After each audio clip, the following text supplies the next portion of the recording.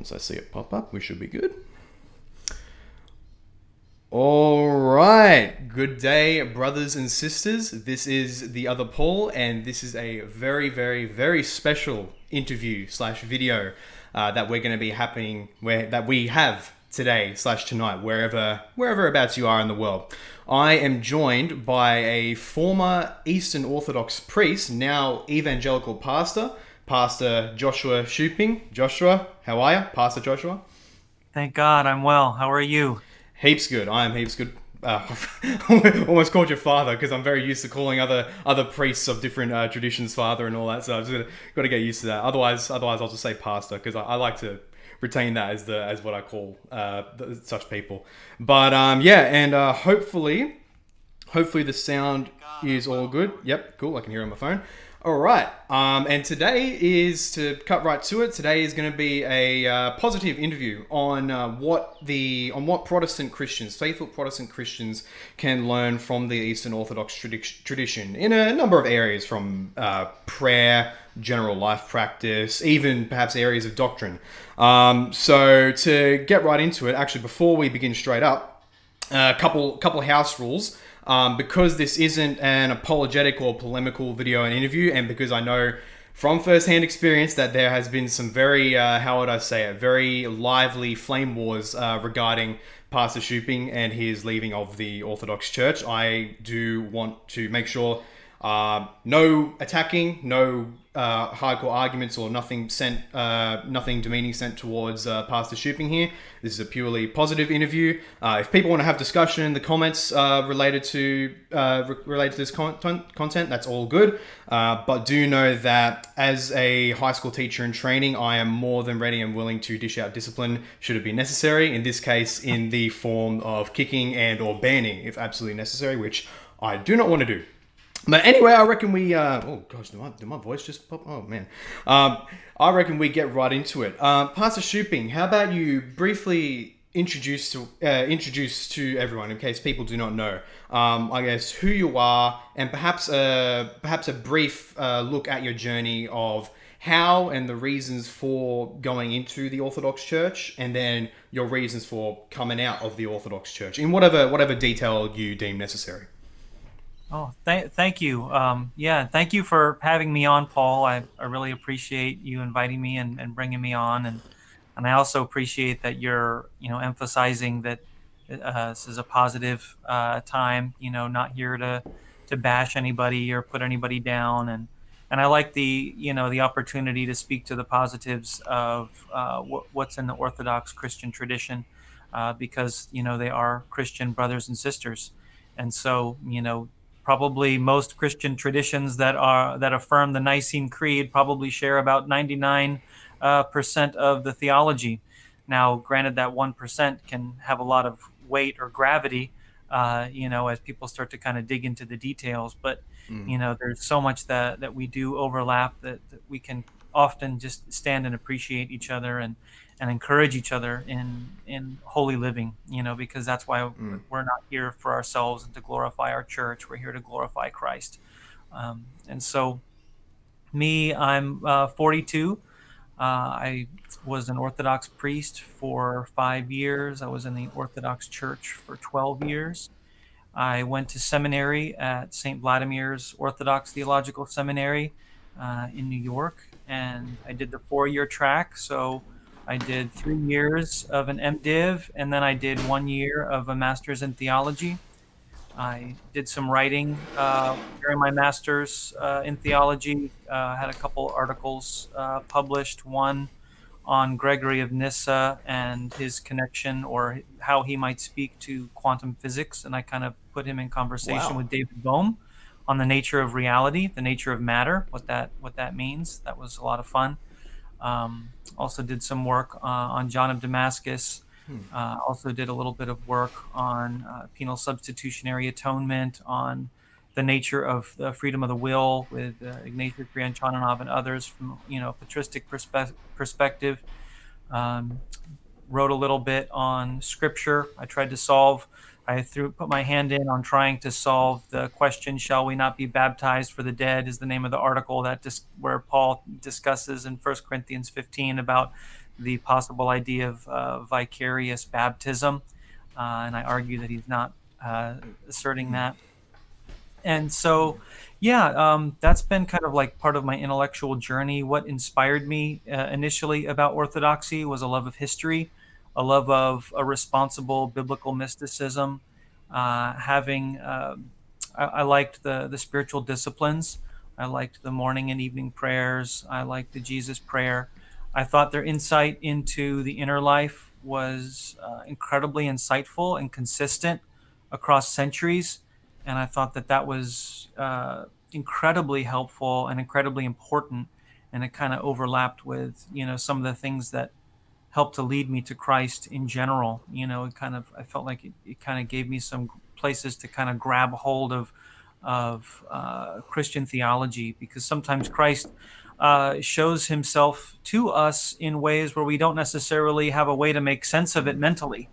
Like our heart starts to respond, our heart starts to warm, the ice in our heart starts to melt a little bit, but our head still plays defense.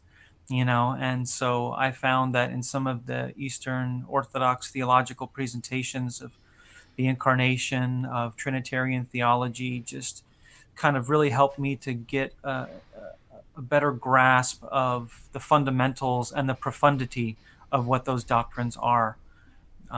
If I was, yeah, I guess that's a brief answer. I don't want to run off at the mouth here any more than I already am.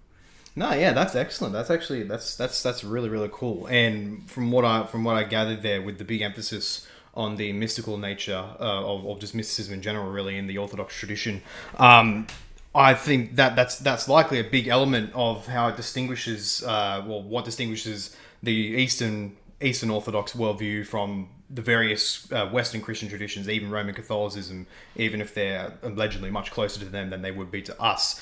Would you be able to explain in whatever amount of detail you think necessary the nature of the Eastern Orthodox worldview in contradistinction to the Western Christian traditions, Catholic and Protestant, perhaps even also, especially Protestant, if that's relevant? Yeah, I've been trying to reflect on that, and it's a really tough question to answer because we get down to individual Christians and however they instantiate Orthodox theology and how they inform their own worldview with Orthodox theology. I mean, if you get down to the parish level, you're going to find that, the secularism that's everywhere and that's infecting all the churches is infecting Orthodoxy as well. But then you have different jurisdictions that may hold on to an older calendar.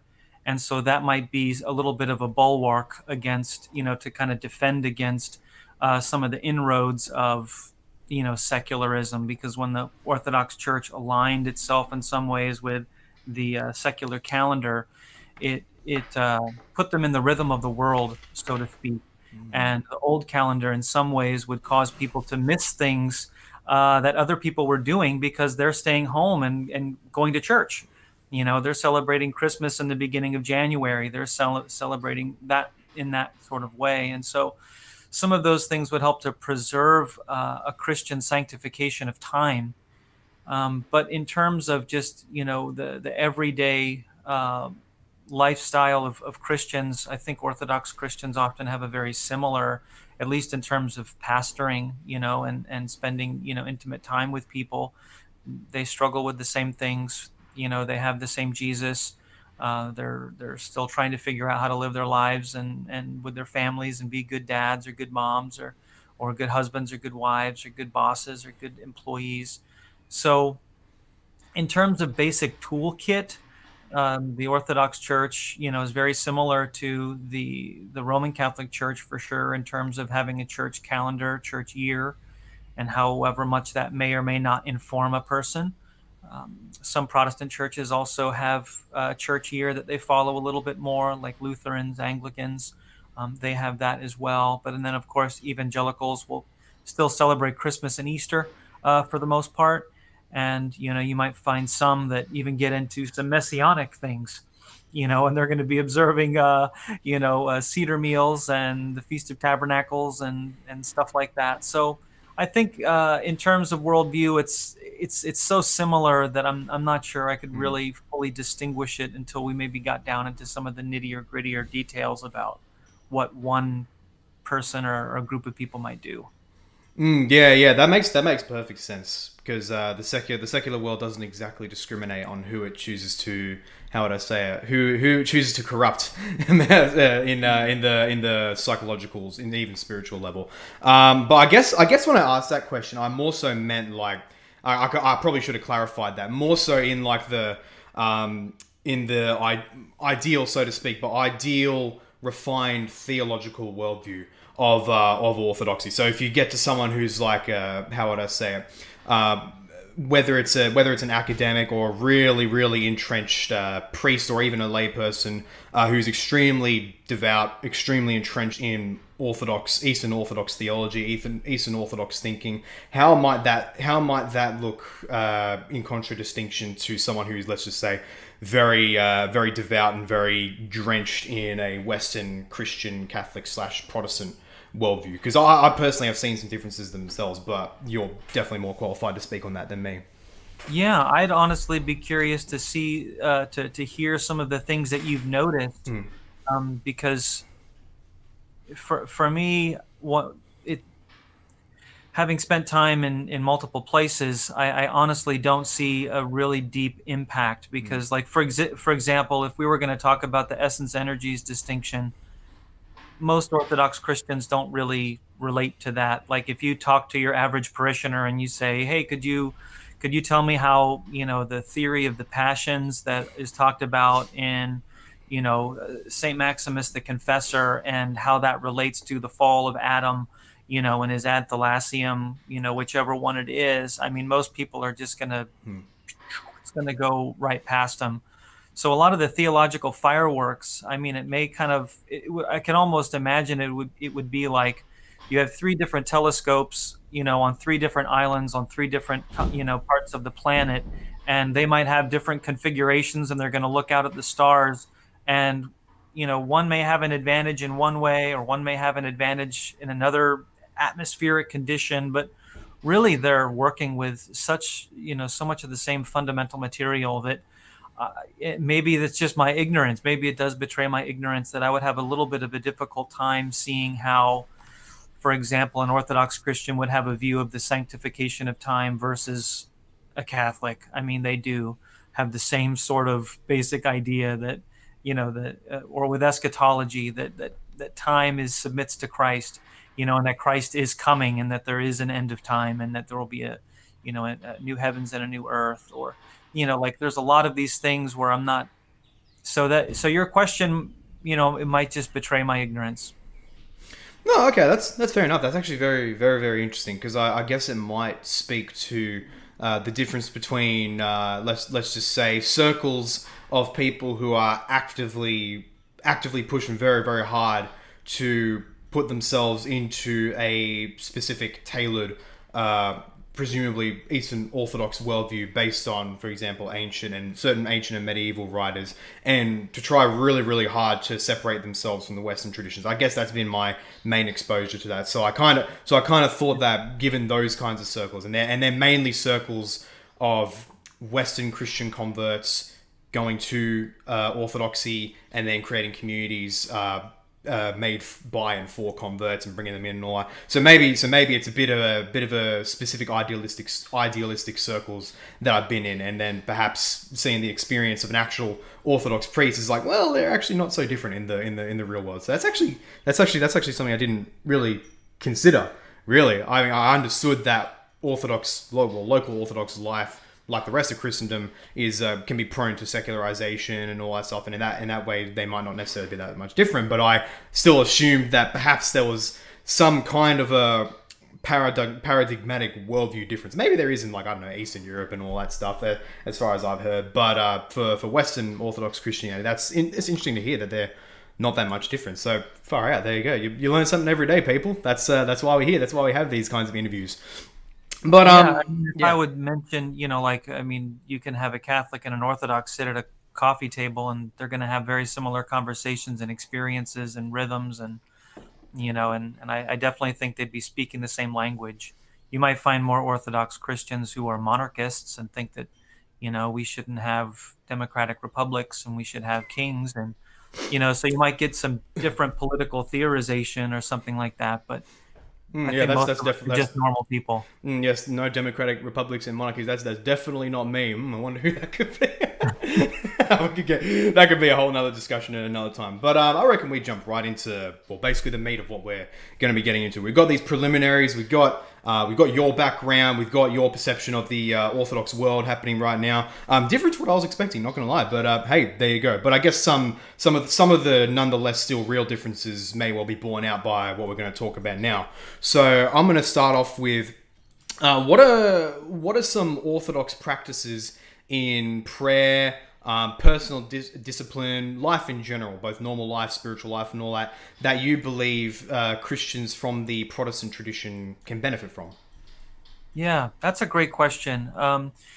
The first one that comes to my mind, and it was practiced in the West, you can find it, as early as John Cassian or even Augustine mentioning the idea of arrow prayers, but, the idea of monologistic prayers, the idea of a repetitive prayer like the Jesus prayer or something like that, can be an incredibly helpful tool.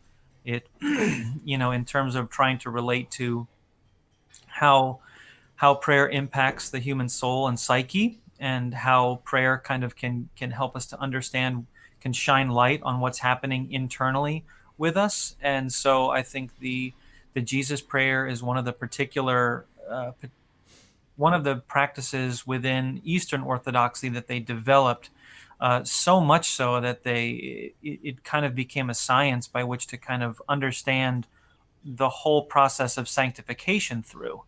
And so, they'll call that usually theosis, of course, but it's it's a very helpful practice, and it helps to kind of give the restless mind something to do.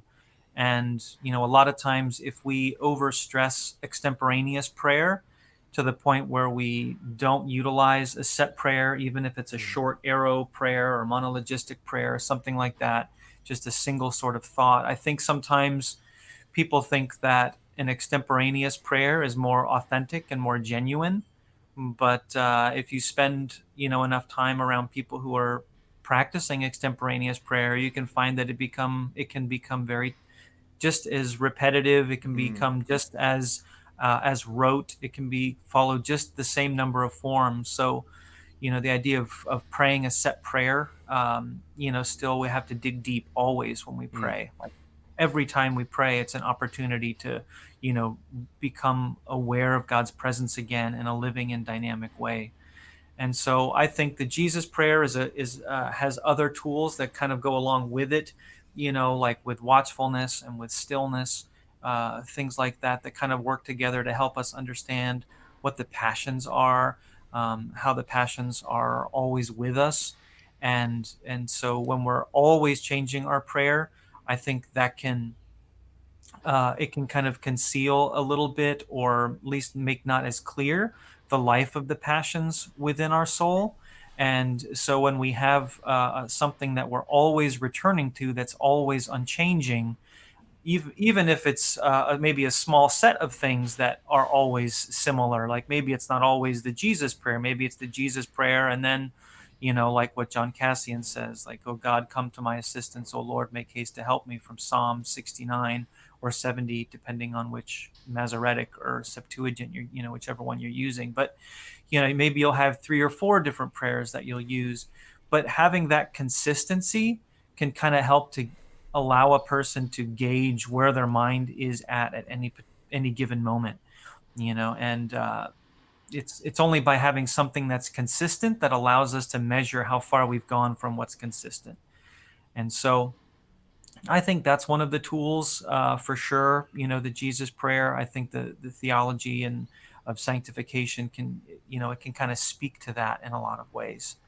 That's one that came to my mind.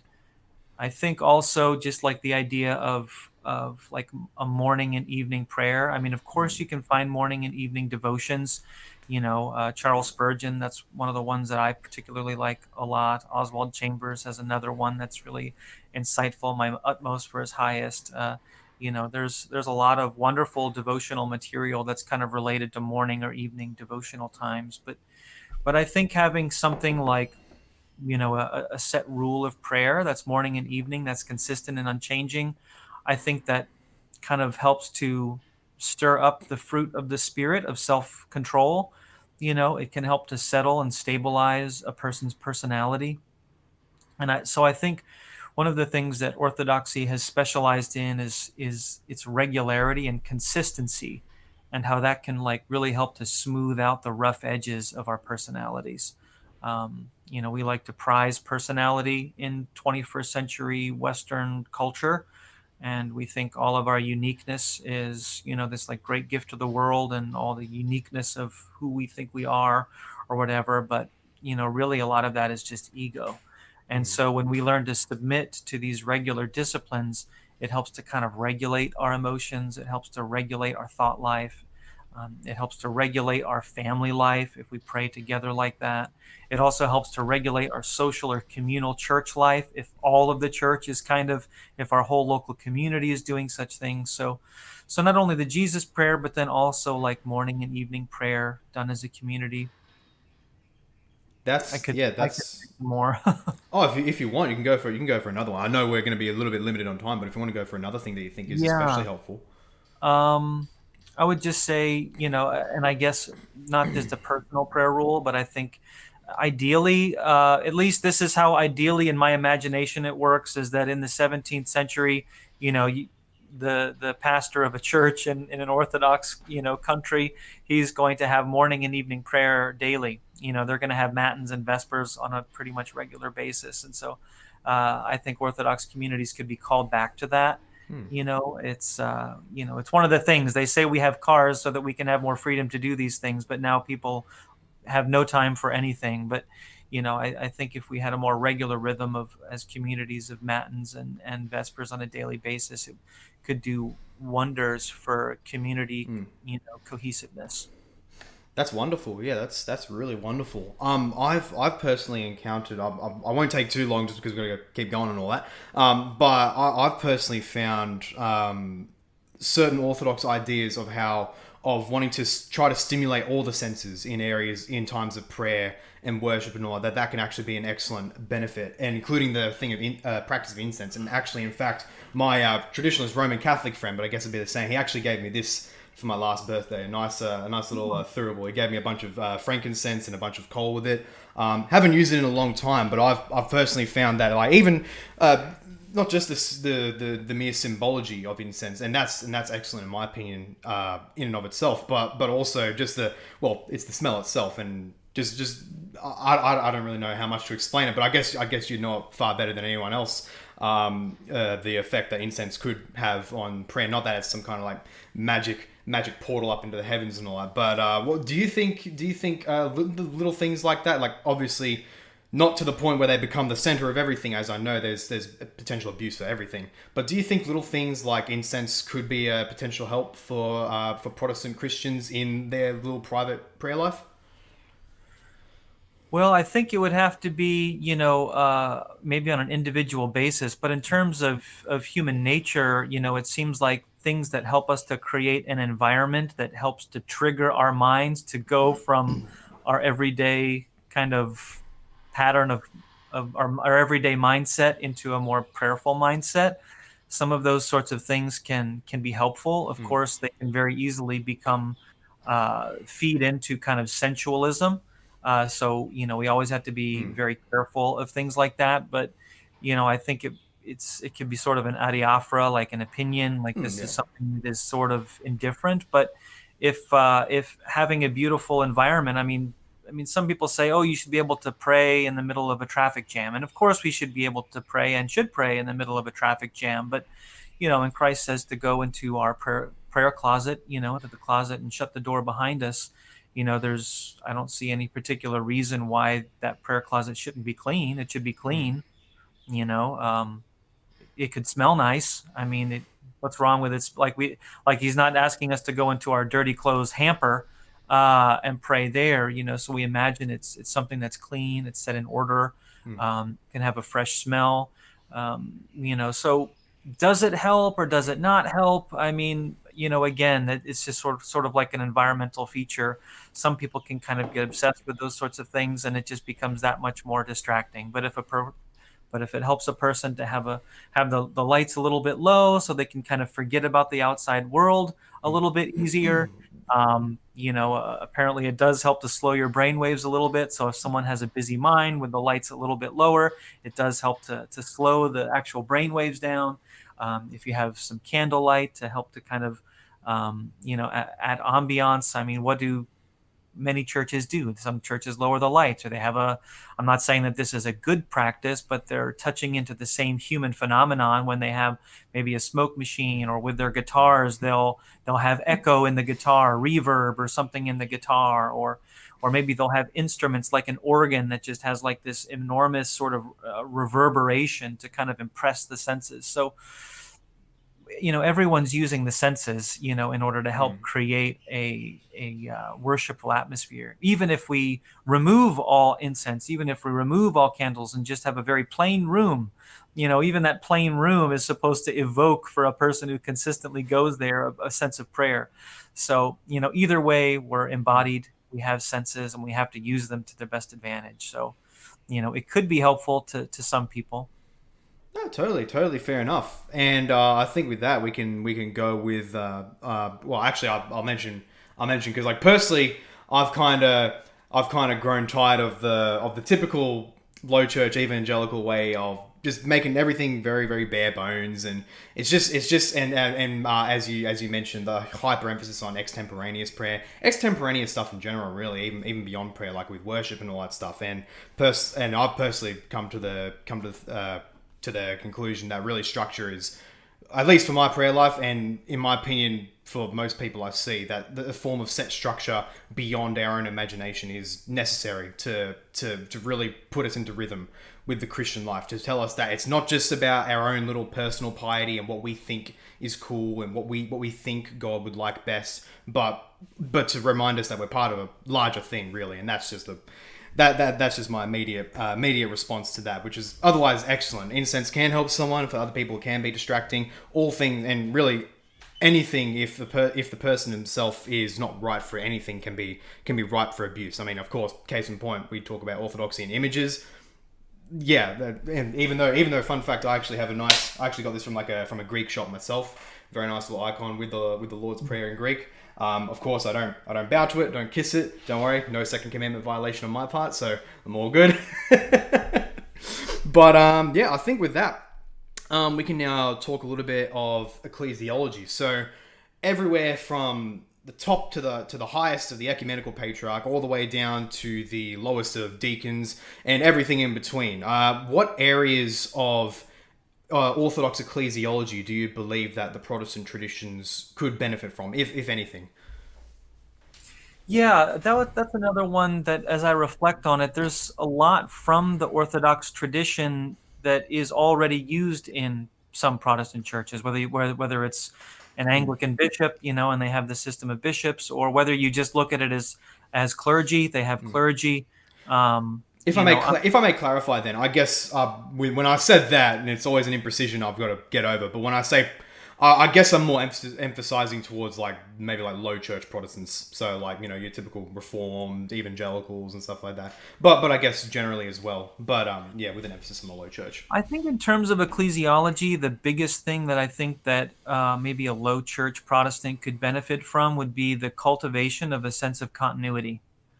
Not, I think a lot of times a low church Protestant doesn't see the value in like a living sense of tradition, which is a part of the ecclesiological awareness of an Orthodox Christian who's awake to their own tradition.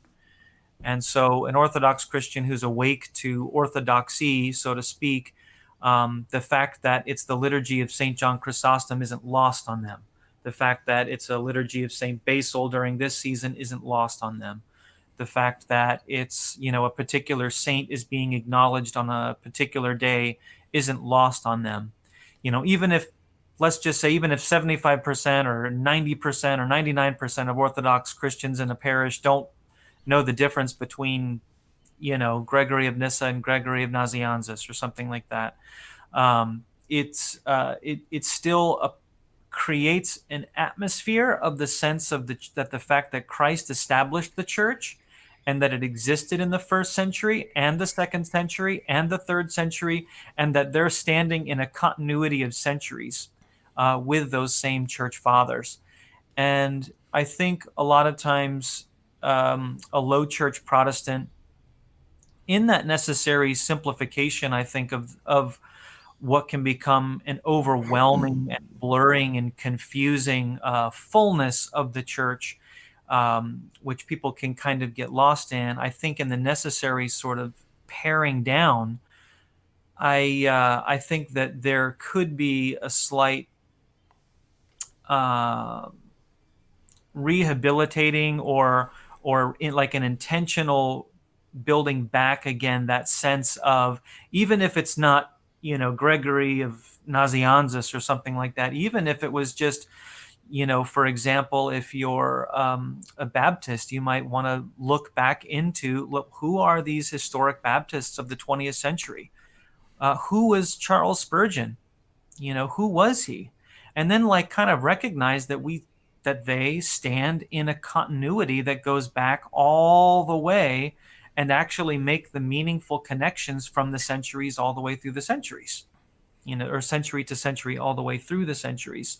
Same with Presbyterians. It's not just that, or a Reformed Christian in general. It's not just that, they'll read R.C. Sproul and J.I. Packer and Martin Lloyd-Jones and say, the 20th century was great, and have produced some great theologians in the early 21st century, but actually go to the 19th century, go to the 18th century, go back to the Puritans. I think Joel Beakey is actually doing this with a lot of Reformed Christianity by his looking into the Puritans and drawing out, like, well, what are they teaching? What are their doctrines? What is our heritage? And showing that having a sense of heritage is an important part of our Christian identity, because otherwise, we literally have no real awareness of how things are changing, because we're not aware of what was. So if we're not aware of what was, then how do we know if we're just following the next trend? And so that knowledge of more recent church history would do, I think, low church Protestants really well, even if that was just a knowledge of missionaries. Oh, okay, who's J. Hudson Taylor? Who founded the Christian Inland Missionary Society? Like, who is he? How do I connect with him? How does he connect with me? He lived and sacrificed his life in spreading the gospel. The 1800s and 1900s were tremendous missionary. You had like huge missionary movements. And so who were these people? We shouldn't forget about those Christians who went, and many of them died, or many of them have churches that are still, or Christian communities in these countries that are still around today. And so I think that finding that as like an important aspect of Christian living could help a lot of low church Protestants, and also help them not feel rootless. And that's one of the things that, if you're an Orthodox priest and you're receiving, people into the Orthodox Church, they'll say, well, the reason I'm coming into Orthodoxy is because I'm coming from an evangelical church, and I just felt like it was founded 50 years ago by, my pastor, and he went to a seminary, and I don't really know the seminary he went to, but he founded it, and we studied the book of Acts, and I heard of Saint, Augustine, and even though it's Augustine, but I heard of Saint Augustine, and I heard of Aquinas, and I heard of Martin Luther, and John Calvin, but I don't really have a sense of connection with them. It's like after the book of Acts, I have no sense of connection with these people. And so they'll go into Orthodoxy for that reason, because Orthodoxy tries to preserve that sense of connection.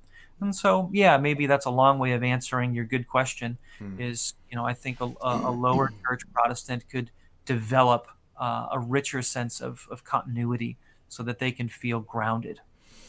Yeah, and I'm massively sympathetic to that myself, as I've done a lot of reflection in months, perhaps even years, recent, where with so much of the low church Protestant milieu, cultural river, to put it one way, that it's so heavy on a personal piety, which is obviously not bad, of course, that's a great thing.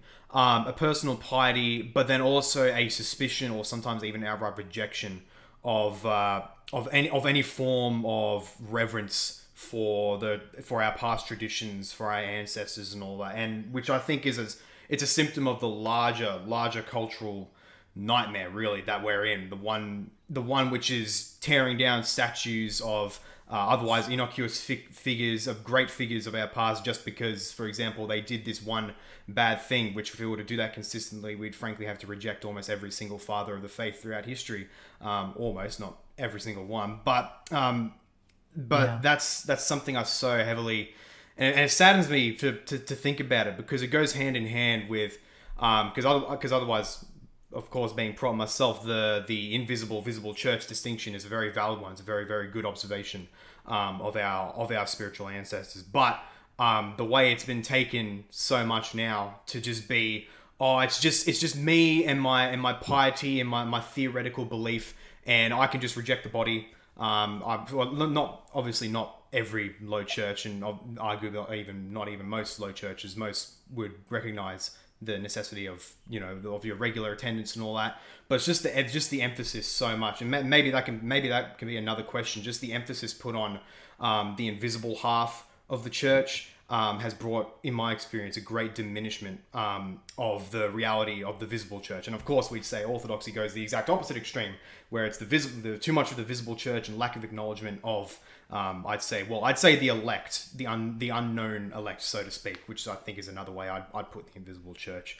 But maybe that can be something I can briefly ask. Like, would you say the although I guess your experience in the evangelical tradition may be more limited now, but would you say that there is, at least at points, a dangerous overemphasis of the invisible half of the church over the visible half, one which at least a careful adoption of categories from orthodoxy could perhaps rectify? Well, let's explore maybe a couple different parts of, I think, that question, because there's, definitely a lot of pieces that kind of go together to build this puzzle, um, at least in my observation. Because when let's say we're evangelicals and we're getting really frustrated at the ground level because, it just seems like things are scattered. It seems like things lack cohesiveness. It lacks rootedness. And so then we start reading, and we read about the Orthodox Church, and we read about, its sense of continuity.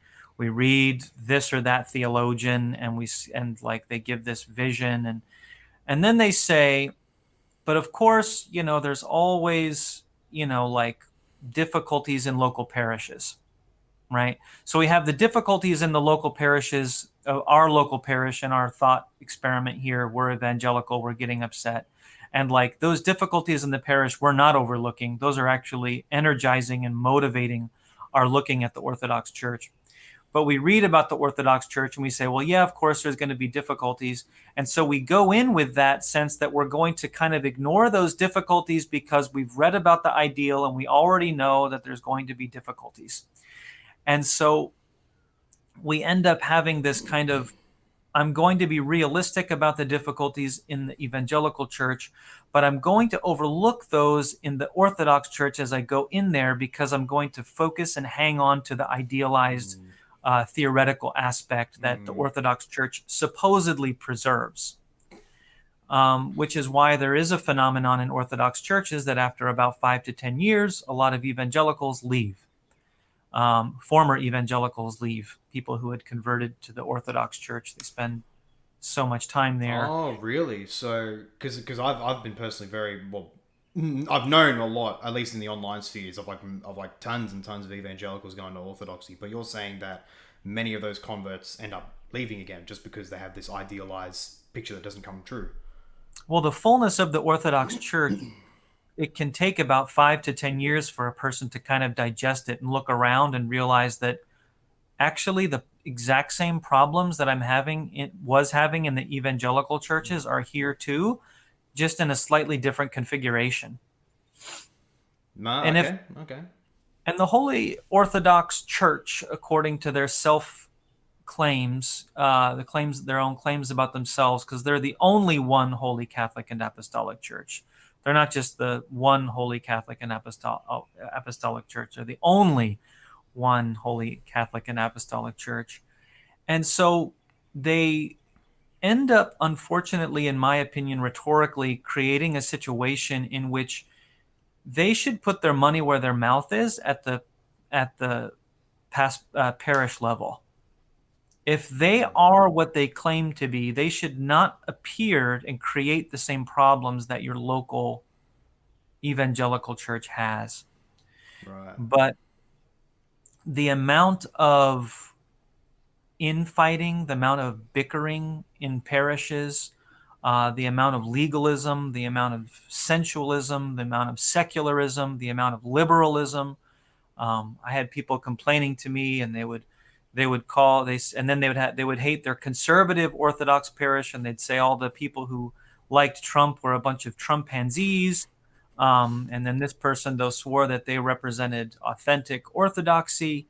And so, it's like you have just incredible bickering, old calendar versus new calendar, old believers, the genuine Orthodox Church, the Greeks versus the Moscow people, versus the Russian Orthodox. And so, like, the incredible amount of infighting that is there, and then even down to the parish level of gossip and fighting and infighting, and you have the liberals who are trying to, create a female diaconate in the churches that some people think is great, and then other people think is a real big problem, and it would divide the church because the monks in Mount Athos aren't going to go for it, and so it would cause a schism to do those things, but the other people don't care. Bishops writing in defense of 21st century sexual ethics, and so you have all of these sorts of things happening in Orthodoxy. But when you read about Orthodoxy in Alexander Schmemann and his kind of idealized, for the life of the world, his view of the Eucharist, his view of the liturgy, but then you go among Russian Orthodox Christians outside of Russia, and they say, oh, Father Alexander Schmemann was an innovator. We actually don't respect his writings. And who was he? He's just trying to reinvent Orthodoxy according to his own, innovation of neo-patristic synthesis. And it was just his lever. It was his way of creating a gap in Orthodox consensus to kind of put his own, view into things and change things. And, they're trying to change out of Old Church Slavonic into English is an enormous controversy. And so all of that, when you get down to the actual piety of people, you find that still people don't pray their morning prayers. They don't pray their evening prayers.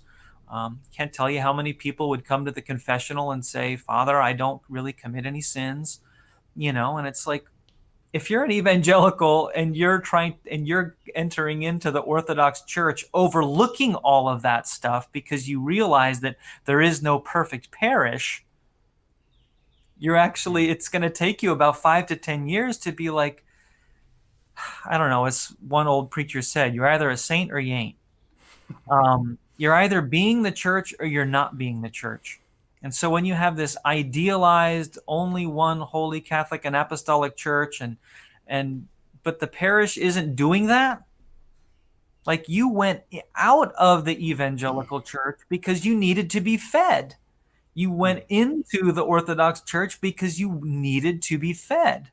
And then after 5 to 10 years, and you realize that there's maybe worse bickering. Now you don't just have people who've been fighting, families who've been fighting for 50 years. You have families who've been fighting for generations. You have centuries old debates. And now you're going to be, well, I think I'm going to be a truer Orthodox. I'm going to go old believer. Well, now I'm going to be genuine Orthodox Church, and there's only a handful of parishes in the whole planet that are even really true. Why are all these Orthodox churches in the World Council of Churches? They're all just ecumenists. And so they've all capitulated to secularism and ecumenism. And so I think having that real world experience in an Orthodox parish, and you realize that they're really the same. And for me, the critical thing, it's like, I want to be around Jesus people who put Jesus first, because, being in some environments with Orthodox Christians, they don't put Jesus first. Some put liturgy first. Some put tradition first. Some put who knows what they put first. Some people just put, uh, the whatever they sell locally, whether it's, whether, I don't know if that's, I don't know what the Greeks sell, maybe, but in their festivals, they'll put festivals first, or if you're Russian, maybe you'll put pierogies first, and then you'll have the group that does the pierogies, and then they're the ones who wield the power. And if things are happening in the church that the pierogi group doesn't like, that makes a whole stink, and everybody's fighting, and everybody has to capitulate to what the pierogi group wants because they're the ones who pay the bills, but they don't necessarily love Jesus. They don't even necessarily go to church. And so, what does it mean to be church? So if you leave the evangelical church because you want to go to something that's actually being the church, because just going and having a beautiful service only lasts you so long. Right. So to answer the question then of whether an evangelical, like not one who's leaving evangelicalism, but like they're wanting to fix stuff in their own evangelical congregation. They're wanting to counteract a lot of the hyper individualist, pietistic, rootless, anti-traditional culture that can thrive up and all. You would say that looking towards looking at orthodoxy really to try and find some answers for that, they're not really going to find some answers for that, or I don't think so. far If out. they may answer, the problem with the right hand and then just create a worse problem with the left. Or Interesting. they're trying to avoid, spraining their ankle, but they end up spraining their wrist. And it's like, either way, a person needs to be in a church that's being the church. Now, if they're Orthodox and they're in an Orthodox church that's being the church, praise God. That's a beautiful place to be. But if you're in an evangelical church and you're among something that's being churched, then praise God. And don't look at the problems, as, well, I'm going to go to the church that doesn't have this problem so that I can go to a church that has 100 other problems. Just try to be the church. Fair enough. Fair enough. And for a reminder for people, if you have any good questions for Pastor Shooping towards the end of this, we've got to kind of speed through this to make through it. If you have any questions for him at the very end, put them in right now, and I can read them to him, so long as they're relevant and respectful. Do remember that. But I guess to kind of move us along then, because I believe you only have another 25 minutes, and then you have to hit it, or Yeah, something like that. forgive me. I do have an appointment. No, all good, all good. I mean, hey, hopefully we can get through everything, but if not, I don't know if you're up for a part two, but who knows? I guess we can. Cool, that's an idea. So we'll see how far we can go. So now on the level, on moving away from more the grounded, real world experience, which, not gonna lie, I was not expecting the answers you were given there. Not gonna lie, I thought there was gonna be a bit more. Oh yeah, you can get some. I mean, you did give some positive answers of things we can learn from the Orthodox on the practical level, but your outlook was more bleak than I was expecting, and that's well, I guess that might be unfortunate for Orthodox listeners, but yeah, far out. If it's me, the interviewer, it's unexpected. That only makes it extra spicy. So I kind of like that. But to keep it going, on the moving away from the practical real world stuff and now onto the level of theory, of theology, and all that. Do you believe that there are specific tenets of belief, of categories in Orthodox theology that could greatly benefit, let's just say more specifically, a Reformed Protestant tradition, and perhaps even certain tenets that can outright replace inferior takes in Reformed Christianity? Either way.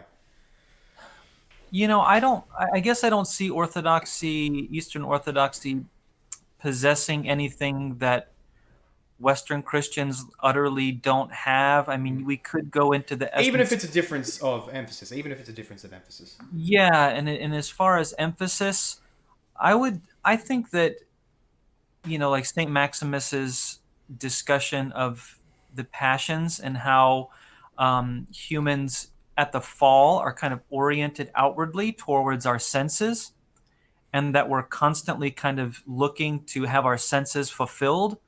But the fulfillment of the senses is pleasure. So we're always looking to have a sense of pleasure. And so that is always motivating us on a kind of moment by moment basis, even at a subliminal or unconscious level. And so if we receive pleasure, then that's yay. Now we're happy and we think life itself is being fulfilled because our actual souls are so embedded kind of in the experience of our physical selves, our sensual selves. And I don't mean sensual as in like even, I don't mean like X-rated. I just mean like everything is about, what we see, what we hear, what we touch.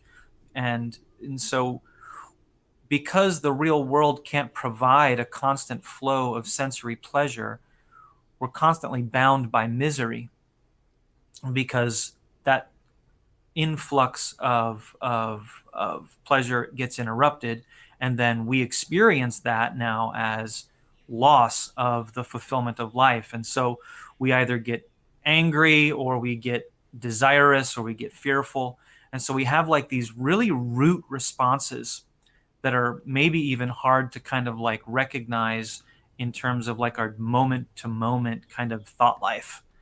And so as we're going through that, when we fall into this sort of loss of pleasure, because we're fallen into this sort of sensual mode of existing, we try to reestablish the meaning of life by reestablishing that pleasure again. So we're constantly desiring this kind of sense of fulfillment.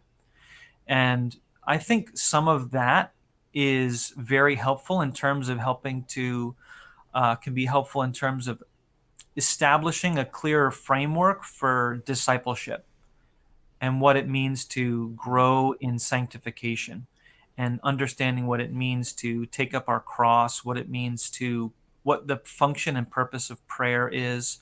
Is prayer for us to get things from God, or is prayer God's gift to us to grow us in holiness? Because at least my view is that the purpose and function of prayer is to enliven our heart to God's presence and to sort of soften our heart and open it to be awake and alive to God, and then in return to other people. And so, you know, but in our heart softening and opening, that is an experiential thing that we have to be able to also feel and feel through, which starts to relate to our passions, whether anger is arising, whether fear is arising, whether, desire or lust is arising. And so when we can kind of quiet ourselves down, which is that Orthodox teaching on stillness or hesychia, that's the Greek term for stillness, part of the function of that isn't to just have our jollies in being still, not to just have a natural stillness, but to kind of put that to work to help us to then reflect and be able to say, how am I reacting? When this thing in my life happens and I'm immediately going to have a response. Is my response one of, I don't like that, so I'm going to fight it? Or I don't like that, so I'm going to now lust for something else to sort of compensate for it? And so this constant push and pull in our soul is always happening. And I think Orthodoxy has a nice stress on that internal dynamic that can kind of help us to be able to live more fully. Now, the Western Christians, you'll find in their teachings on like waiting on the Lord, Andrew Murray talks about that. Or I've heard some people call it throne life. It was kind of an earlier term that was used in the earlier 1900s. This idea that we're in Christ, and so that we're to kind of live from heaven to earth, rather than us trying to live, from earth to try to get to heaven. And so they would be able to kind of connect that with faith. And I think that if Orthodoxy does that well in terms of hesychia and understanding how the passions work, I think the Western Christians help to correct that by connecting it closer to the gospel and seeing how Christ himself is our sanctification. That would be one, I think, that, the Orthodox psychology, it's sort of developed it into somewhat of a science in its relationship to sanctification. I think that can be real helpful. I Okay. think it's energy's distinction. Yes, I was going to ask that one next. Yeah. Yeah, that one might be another one. And we've seen some Western Christians in their theologies, systematic theology. I think Robert Letham or Michael Horton, one of those two. They'll discuss that in their systematic theologies. They're doing very good work, by the way. They engage very meaningfully with Eastern Christian thought, and they're also, they meaningfully engage with Eastern Christian thought as something accessible and available to Western Christian thought. So they don't create, hermetically sealed categories of Western versus Eastern. And I think that's one of the beauties of Western Christian thought, that they do better than Eastern Christians, is they can adopt what's true within Christendom and say, hey, this is useful for us and we'll use it without shame. But if Martin Luther said something true, an Eastern Orthodox person couldn't pick it up and say, well, Martin Luther said this and it's true. They'd have to reject it just offhand. John Calvin can't really say anything true that's useful to an Orthodox Christian, at least in an ideal plane. Maybe they'll write it and they'll take John Calvin's name off of it and say it. I think I know the incident you're talking about there. Oh, I didn't even know if there was one. There, I forget the name, but I believe 16th century controversy of a certain, I'm not sure if it was a patriarch or just a regular bishop, but basically who, many certain Orthodox claim that it's actually not true, that the main writings posited as forwarding Calvinism were actually not his, though. As far as I'm aware, forgeries. But as far as I'm aware, it's generally accepted that there's certain writings with a certain Orthodox bishop's name who tried to basically promote Calvinist theology Cyril in the Lukaris, right? That's it, Cyril Lukaris. And he was, and I believe that all Calvinist theology in light of that was just rejected in the Council of Jerusalem, 1672. So that was you brought that to mind. I thought you might have been referencing that. But I guess really we only have so much time left. So I guess if briefly, could you define, because I know you've done a book on this, Manual of Theosis. Could you briefly define theosis for those watching if they don't know, and perhaps what positive conception we could take from that? Because as far as I know of it, it relates a lot to what you've already said so far. Yeah, I'll try my best. Theosis in some ways is just the Greek word for deification, which is the Latin is deification, and it could even be considered a fancy term for sanctification. God's principal attribute could be argued is holiness. So becoming holy is becoming godlike. So theosis isn't a teaching that says we become God. It's we become like God. We actually participate in God's divine nature. And that's where that essence energies distinction kind of comes into play, because God in himself, which is to say God's essence, God in himself is utterly transcendent and utterly unknowable unless he reveals himself. And so if we're going to participate with God, how can we participate with something which is utterly transcendent and unknowable? So in order to participate with God, we have to participate with God. So that's what the essence energies distinction sort of helps to speak to. When it says that I participate within the divine nature, or if it says that I have the Holy Spirit dwelling in my heart, what does that mean? What is that I'm participating in? And so to distinguish between God's essence and God's energies is to say that I really do participate with God's essence, and not with his energies, just not with his essence. Oh boy, seeped into heresy there. Yeah. One word, right? Yeah. It's easy to do, but so that I have a real meaningful participation with God, but I'm not blending with God. If I participated with God's essence, that would ultimately destroy personhood, because it would become a kind of monism. I'm being deified by losing personhood, entering and sort of blurring into God's personhood. So that essence energies distinction helps us to understand how we can participate with God's energies and participate in God's very life without being confused with God himself. Excellent. That's really cool, and I think that can be very helpful. Even from the little I've learned from it, can be very helpful for helping refine Western Christian thought if they haven't already had such a developed idea already. Which I believe there are such certain concepts like that in the Western tradition, although not many people may have been fully exposed to it. I guess really briefly before we get on to questions, would you say that your book, although it was written while you were in the Orthodox Church, your book, A Manual for Theosis, do you think it would still be something useful for Protestant believers to glean from, with of course caution that it was written from a prior faith? Yeah, honestly, I personally believe so. I think it's completely consistent with Protestant theology, with Reformation theology. It in some ways, I think within Orthodoxy you can find different stresses with different authors. You can find semi-Pelagianism, with some writers.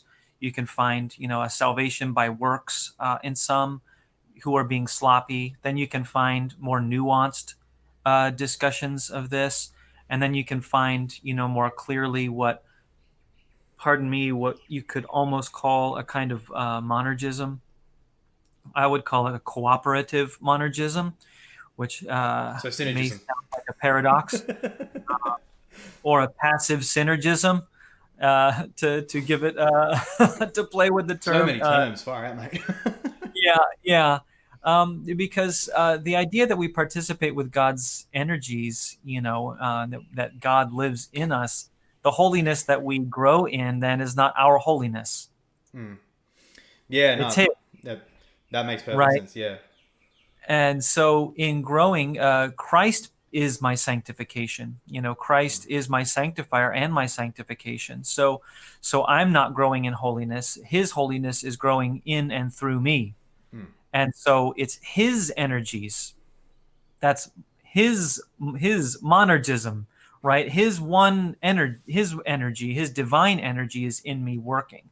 And so my cooperation with that is my sanctification. Awesome. It's not Yeah. me having a second energy from Yeah, my yeah. personality that's kind of like, hey, let me yoke my energy to your energy, God, and I'm going to cooperate with your holiness. And then, you're going to strengthen me, and we're going to be like two horses together, of equal energies, right? It's no, I learn how to surrender. I learn how to quiet myself in order to not insist on my own ego. I learn how to say, not my will be done, but thy will be done, on an ongoing perpetual basis, more and more. That's the process of sanctification, is allowing his holiness, his energies, to extend and energize me. So it's monergistic in that sense, Yeah, but it's yeah. cooperative in that he enables me to surrender to him. Amen. Amen to that. Very big amen. Um, Far out, damn! I wish we had more time. Wish we had more time on this because there's. I bet you could think of so much more to say. But We have about 15 minutes here, so 15 yeah. minutes. Okay, no, that's good. That's good then. So yeah, cool. Maybe perhaps even have a part two to go deeper or to go on to other issues and all that jazz. But hey, we'll just play it by the ear, I guess. But now we do have some questions. The first one I have is from one of my mates, Pastor Jack Shannon, and his question is: unfortunately, I'm not using the StreamYard itself for the stream right now, so I can't put questions up on the stream, but I'll do it next time when I can get the full version, so I can have like proper high HD quality and all that, because I'm all about having maximum pixels on the screen. But he says, Pastor Schooping, what are your thoughts on Dr. Peter Leithart and his The End of Protestantism book/concept? Stated differently, in what ways can evangelicals become more Catholic and Orthodox? And at least from my personal glean, you've kind of been answering that question really throughout. In certain ways, but what do you think about that? Well, I haven't read enough of Peter Leithart to maybe speak to some of the nuances that you may have in mind. That's a very good question. What little I know of him, and I think that he is drawing from some of the Mercersburg theology with Philip Schaff and Nevin, who helped to kind of counter the idea of a reductionistic view of the Eucharist as just an empty symbol. or empty sign, like that John Williamson Nevin really defended the early Reformed view that of Christ's real presence in the Eucharist, even not a local, circumscribed, corporeal presence in the Eucharist, but that he did have real presence. We know Philip Schaff. He was one of the main people behind the ante-Nicene, Nicene, and post-Nicene Fathers sets. A lot of people read that, becoming Orthodox from that, and then they'll turn around and say, "Why aren't Protestants don't even know these things?" Well, it was Protestants who translated them. It was exactly Protestants who were interested in those things. Protestants have been very interested in patristic theology ever since the 16th century. It's just going from popular Christianity to kind of like taking those deeper steps into theology and not seeing it as driving you away from evangelicalism, but deeper into the heart of evangelicalism. But Philip Schaff wrote a beautiful book/essay called The Principle of Protestantism, where he kind of talks about a really beautiful vision, in my opinion, of what Protestant ecclesiology is and means and looks like and can look like. And it's much more Catholic in the lowercase c sense of the term. It's much more universal. It recognizes the necessity of confessional distinctions, but not held up as barriers and like the markers of centuries old bitter debates or something like that. But these were God's providential means to help different communities to establish themselves on the gospel according to the best way to serve those communities in their time and space and within the cultural, psychological milieu that they were in. And so, confessional Lutheranism, according to this principle of Protestantism, that in my reading of Schaff, is an utterly valid expression of Christendom that also in turn goes back and reinforces the need for that confession. Same with Presbyterianism or Reformed Baptist or what have you. 39 article Anglicanism. To keep consistent with those and to maintain those as marks of continuity, but also marks of distinction, so that there can be kind of unity amongst diversity, where the diversity part has more clear distinctions than maybe in the past would have seemed like appropriate. But like in medieval Europe or something like that, or Byzantium or something. But then in a more pluralistic cultures that we have in the Western world, that it's the kind of diversity that's necessary that allows for accountability within denominational boundaries. So I think maybe Schaff's book could be helpful in kind of helping to flesh that out. And he's a good historical figure from the late 19th century to kind of help develop that sense of historical continuity within the evangelical churches.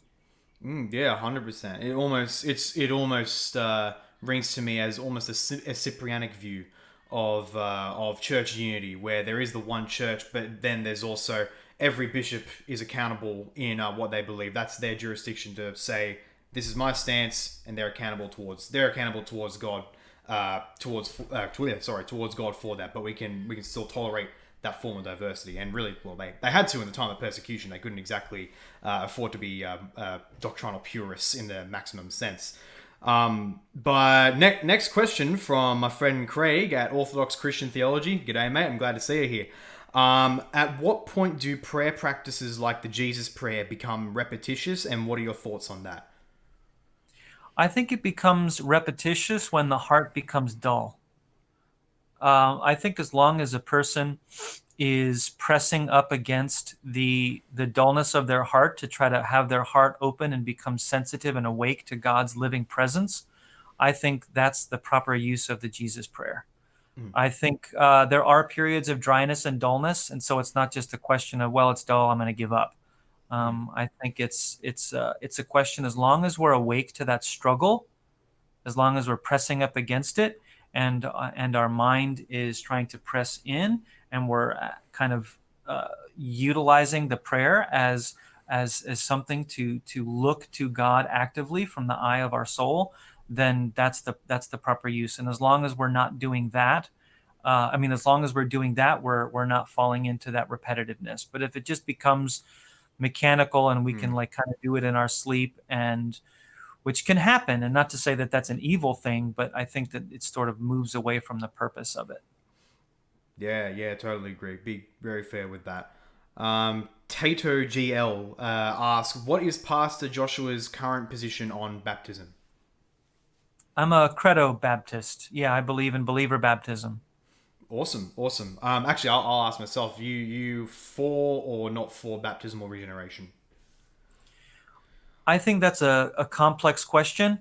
I don't think anything in the water saves anyone. But at the same time, I don't think baptism as a biblical concept simply reduces down to water. I think believer baptism assumes that a believer is one who gets baptized, and for a person to even believe requires God's sovereign action of awakening the heart through the power of His Word, His gospel. So we already see a new heart, a regenerated heart, going towards the baptismal waters. Mm. So if I was to give an analogy, if regeneration happens with God's sovereign action of awakening the heart and putting a new heart in there and awakening the person to believe, taking that which is dead and making it live, I would say the analogy then would be that baptism could be likened to not rebirth as in new life, but as in being delivered into the world, like to use like if a woman gives birth, right, to a baby at 9 months, right? She gives birth to the baby at 9 months, but there was life for 9 months. There was new life for 9 months that whole time. And so we can't deny that there was new life there. So I think in some sense, baptism is connected to the process, but I don't think baptism causes regeneration. But I think it does participate in regeneration in that sense, but not in the Mm. sense that there wasn't life there before. God had already regenerated the person who gets baptized. Excellent. Yeah, I myself personally, I'm still trying to think through the whole issue of baptism, but I guess that's more or less where I'm at right now, which is volatile. The more I read, but yeah, that's a good answer. Thank you very much for that. And I do not believe there are any more questions unless someone wanted to really quickly push something in. But apart from that, I guess that's all we have for now. I had to unfortunately skip the last question I had intended on whether Pastor Joshua believes there's a chance for Orthodox Protestant unity. But I guess that might have to be another time. But apart from that, Pastor Joshua, thank you very much for coming along. It was excellent. It was enlightening, very fruitful in my opinion. Is there anything you want to plug right now? Anything you want? I actually have your channel in the description below. So if anyone wants to go to Pastor Joshua's channel to subscribe, watch his stuff, it's in the description below here. But is there anything else you want to plug? Well, the only comment I'd like to make is that, I just want to make sure to emphasize that I'm not against Orthodox Christians. I would never want to belittle or berate Orthodox Christians or Orthodox Christianity. I know that in being critical, there might be times where I don't say things as fully or maybe even as fairly as it deserves. And even just being critical in and of itself can just strike people and rub people the wrong way. Hmm. I have nothing but love for Orthodox Christians, and I know that there are many that are very angry with me. They're very upset, very disappointed, and I can understand that, and I do sympathize, and I do have pain in my heart on a daily basis, for any pain that I've caused anyone. And so I would never want to, make someone shake someone's faith.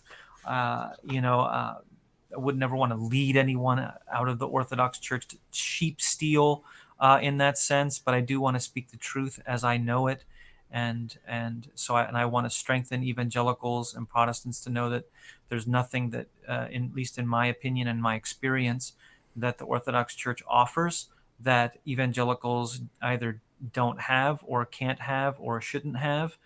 And so my goal is to strengthen evangelical Protestant Christians so that they can know that they didn't start in the 16th century. It reformed the Catholic Orthodox Church in the 16th century, so it is that church. So I would just call us all as evangelicals to definitely dig deep into our history to maintain that sense of continuity, to grow and develop that sense of continuity. And if Orthodox Christians, are drawn to that, it's certainly not my intention to make anyone feel dissatisfied where they are. And to briefly answer to that question, Orthodox Christianity would not be able to in any way ever see that it erred. So it couldn't repent of rejecting, John Calvin. It couldn't revise its idea of who Martin Luther is really. Canonical documents, militate against that. And so I don't really see Orthodox Protestant unity, but I think on the ground level, an Orthodox Christian and a Protestant Christian can both look at each other, should be able to look at each other and recognize each other as Christians. But, I know that's not necessarily canonically appropriate for an Orthodox Christian, but it's just the real world, and getting out of people's ideological head games that they like to play. If you're in a hospital and you need a chaplain, and in walks an Orthodox priest, or you're Orthodox and in walks a Catholic priest, or an Anglican priest, or a Lutheran pastor or something, it's the same Christ. It's the same Christ. And so I hope that as evangelicals we can kind of develop and strengthen our lowercase c Catholic position. And I think with that, developing that sense of continuity, we'll be able to really move into the 21st century and kind of help to expunge some of that secular individualism that you were mentioning, Paul. Yeah. Amen. Amen to all that. And just before we hit it, there was one very brief and I think maybe more lighthearted question that I did miss from Craig. He did want me to send it. I thought it might have been a little joke thing, but apparently not. It was a legit question. But he says, did your former parishioners address each other as my Lemko, but were offended when you used the L word? I don't get it myself, but my Lemko? Yeah, that's what he says. I'm not sure. I'm not sure what he means. I'm not familiar with that term. Maybe they didn't use that term around me or something. But yeah, I'm not sure. Forgive me. Okay, well, fair enough. I don't know. Maybe it's Craig. Maybe you can specify it another time. Maybe it's a Russian thing. I assume you would have been working in a more English oriented parish. My first was in a Russian Orthodox Church outside of Russia, a small mission parish. And, most people spoke English as a second language there. But the second one was in the OCA, or my last one was in the OCA, and it was all English. No one really knew Russian at that point. They were all like 4th, 5th generation Orthodox. Got ya. Now Craig says Lemkos are Carpatho-Russians. Okay, good to know. Thanks. Okay. Thanks we didn't have too many Carpatho-Russians around. Got ya. They knew to stay away. No, I'm kidding. Oh, jeez. All right. I think that's all. I think you've got to hit it, Pastor. But yeah, this was awesome. Seriously, thank you heaps for coming along. And I'm really, God willing, there is. Oh, now he says it's a local slur. Yeah, thanks, Craig. Thanks for making me say that on YouTube. Far out. I'm supposed to be a high school teacher, mate. What's wrong with you? But anyway, thank you so much for coming along. It was really, really cool. You gave some very unexpected answers, in my opinion, which really added to the spice. And I really do have to thank. It does look like a majority Eastern Orthodox audience in my live chat right now. But I have to thank you guys for the 95%. Calmness, respectfulness towards the video and towards Pastor Schooping, and I hope this is the beginning of more dialogue, more fun, more good times, God willing. But anyway, people, if you haven't already, subscribe to my channel and subscribe to Pastor Schooping's channel. He has some very good, easy to watch, or at least in my opinion, easy to watch content on his experiences as an Orthodox and his reflection on that. So subscribe to me, subscribe to him, follow my social media. If you want to contribute to my mission, to my channel, you can become a patron right now. There's a link in the description below. And I have to shout out my one and first patron, Andrew Bailey. Thank you very much for being a patron. And that's about all. Thank you very much. Thank you very much for coming along, Pastor. I hope you have a blessed time, and I hope you viewers have a blessed day or evening, wherever you're all at. I will see you all next time. Actually, yes, tomorrow is my Minecraft stream, my weekly Minecraft stream. I moved it to tomorrow, so I hope to see you all there. And apart from that, God bless. You all have a great day.